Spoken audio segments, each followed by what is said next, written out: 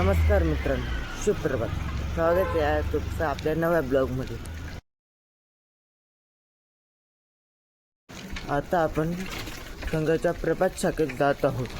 इथे येऊन पाहतो तर शाखा ऑलरेडी लागलेली असते. लवकर जाऊन प्रणाम शाखेत. शाखा संपल्यानंतर घराकडे निघालो.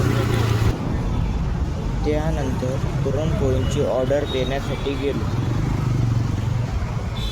त्यानंतर शुभम वॉचकडे वॉच रिपेअरिंगला टाकलं होतं, ते घेतलं.